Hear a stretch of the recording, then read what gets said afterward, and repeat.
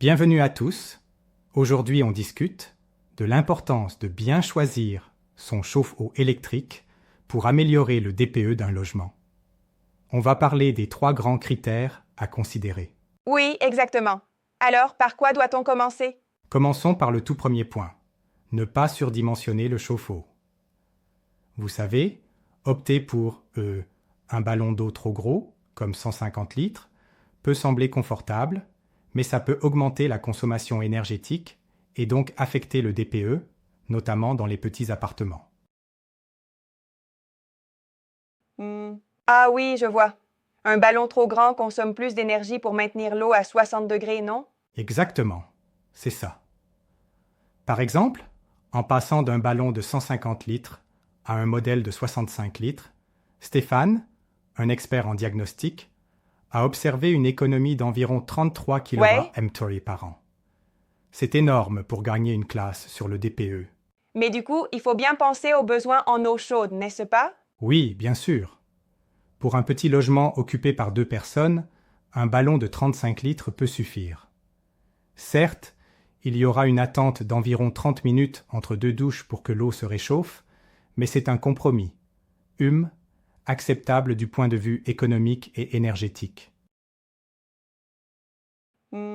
C'est assez judicieux, surtout quand on parle d'économie sur le long terme et d'un impact écologique positif. Absolument. Et ceci nous amène au deuxième point. L'orientation du chauffe-eau. Optez pour un modèle vertical plutôt qu'horizontal. La raison est simple.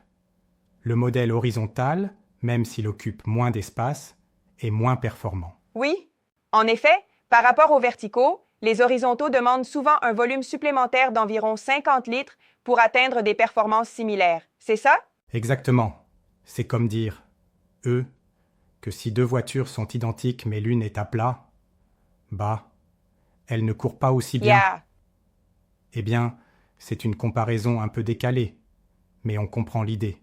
Oui, je vois l'analogie, même si je trouve ça un peu exagéré. Mais en tout cas, il est clair que les chauffe-eau verticaux sont la norme, puisqu'ils représentent 90% des installations. Tout à fait.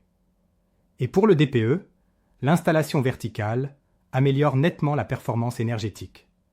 Par exemple, dans l'expérience de Stéphane, passer d'un horizontal à un vertical, pour le même modèle, a permis de réduire la consommation annuelle de 252 kWh à 239 kWh, changeant ainsi la note du DPE de E à D. C'est vraiment convaincant.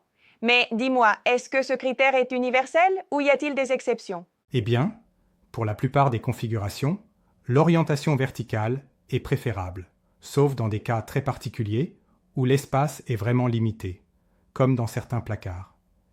Mais dans ces situations, un professionnel vous conseillera quand même de privilégier la verticalité pour la performance. D'accord, c'est clair. Et le troisième critère, c'est... Le troisième critère porte sur la catégorie de chauffe-eau électrique. Le logiciel de calcul du DPE classe ces appareils en différentes catégories.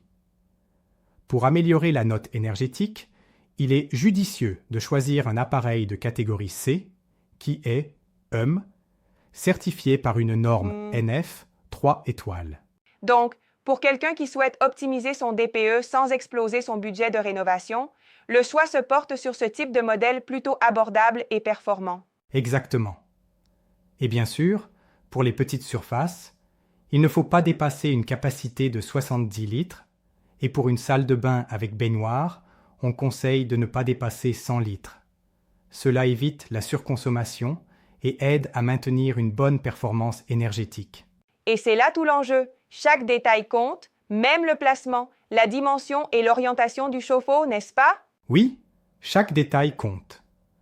Stéphane insiste sur le fait que lors du passage d'un diagnostiqueur, il faut être très précis, ne rien cacher, et surtout ne pas surdimensionner l'appareil. Cela peut littéralement faire passer votre DPE d'une classe inférieure à une classe plus favorable, tout en contribuant à une démarche écologique. Yeah!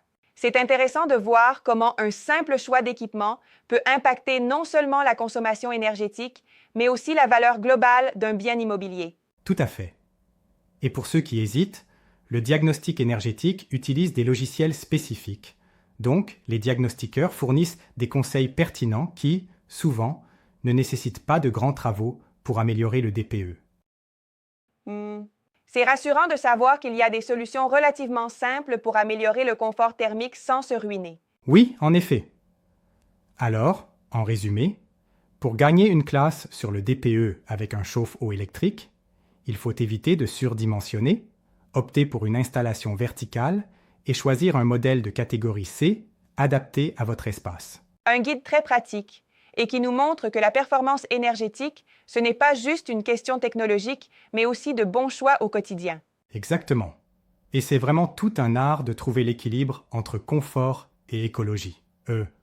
C'est comme bricoler sa maison pour la rendre plus verte et plus économique.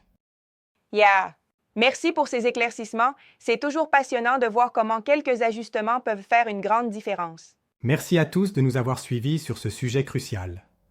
N'oubliez pas, chaque détail compte dans la performance énergétique de votre logement. Exactement. À bientôt pour de nouvelles astuces sur le confort thermique et l'efficacité énergétique.